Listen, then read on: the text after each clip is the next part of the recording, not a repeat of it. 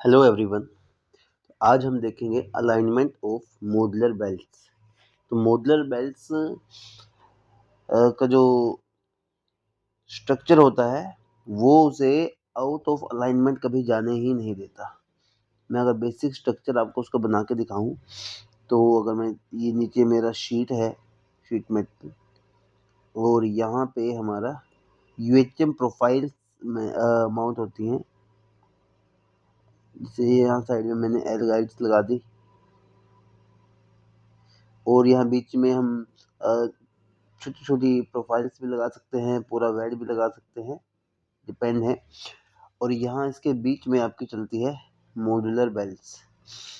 ये आपकी है मॉड्यूलर बेल्ट।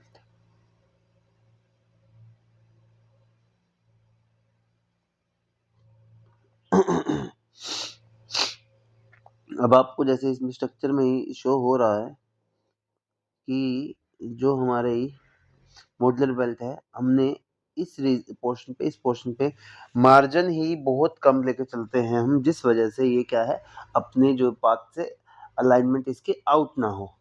सेम ऐसा ही जब जो इतने भी मॉड्यूलर बेल्ट हैं वो एक चैन की तरह वर्क करते हैं। इनके अंदर कैविटी बनी होती है जैसे जिसके अंदर स्प्रोकेट, इस तरह के स्प्रोकेट होते हैं मॉड्यूलर बेल्ट्स में भी। डिफरेंट डिफरेंट तरह के स्प्रोकेट होते हैं।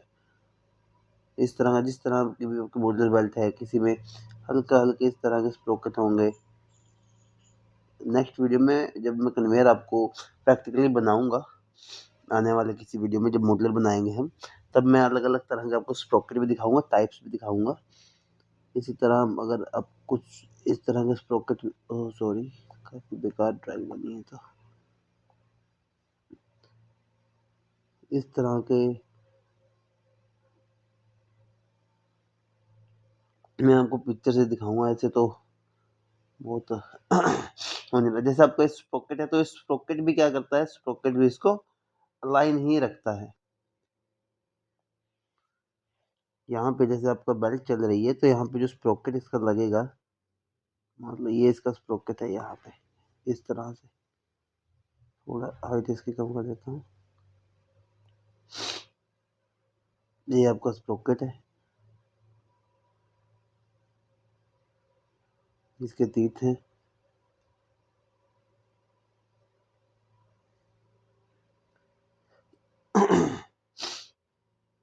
ये आपका मॉड्यूलर बेल्ट है। तो इसके बॉटम साइड में भी आपका जो है यहाँ पे यूएचएम की ऐसे स्ट्रिप लग जाएगी, ताकि जब आपकी जो बेल्ट है वो रिटर्न आए तो वो रिटर्न में इस स्ट्रिप के ऊपर रेस्ट करे और वो रिटर्न चली जाए। नहीं समझ में आया है, मैं इसे एक बार साइड व्यू बना देता हूँ, थोड़ा बेटर क्लियर हो जाएगा आपको। साइड व्यू में ऐसा है आपका, ये आपका शीट मेटल का स्ट्रक्चर है, यहाँ पे आपका स्प्रोकेट है। ठीक है जी। नमः शिवाय।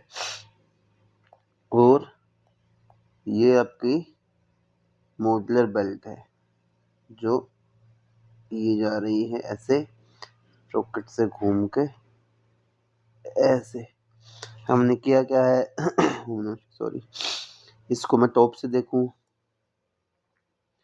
हमने जस्ट किया क्या अभी, ये हमारा बेल्ट था और ये हमारी मॉड्यूलर बेल्ट है जो पूरे इसमें जा रही है स्ट्रक्चर में। इसमें ये पूरी हमारी मॉड्यूलर बेल्ट है।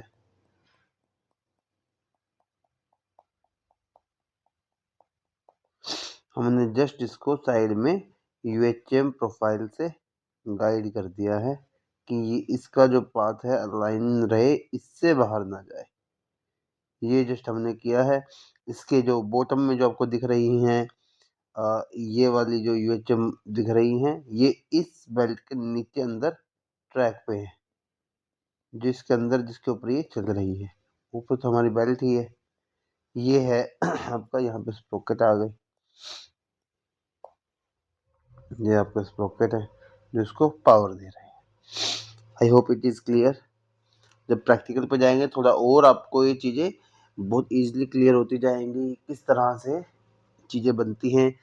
मैं इस तरह से ये चीज़ कोर्स तैयार कर रहा हूँ कि जब हम प्रैक्टिकल पे जाएँ, तो आप इस चीज़ में ना उलझे रहें कि ये क्यों किया हमने, यहाँ पे यूएचएम क्यों लगाई, एल शेप क्यों लगाई, या फिर ये यूएचएम स्ट्रिप क्यों लगा रहे हैं, ये हमने बेंड किस पर्पज़ से किया। ये मैं जब मॉड्यूलर बनाऊँगा, तब मैं उसको एक बार फिर से थ्योरेटिकल में एक बार आपको बता दूँगा कि हम इस तरह प्रोसेस से इसको बनाएँगे और फिर उसका प्रैक्टिकल सेशन करेंगे।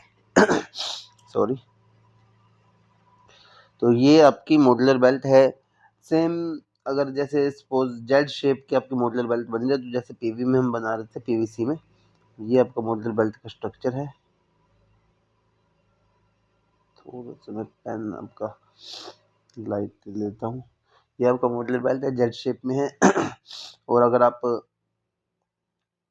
ये बना रहे हैं तो जैसे ही इसमें है, यहाँ पे आपका वो यहाँ पे आपका यूएचएम साइड में इसको गाइड करेगा पूरे स्ट्रक्चर को। ऐसे ही रिटर्न में इसके ऊपर आपकी यूएचएम वापस आ जाएगी। इसको बेंड करने के लिए हम क्या करते हैं,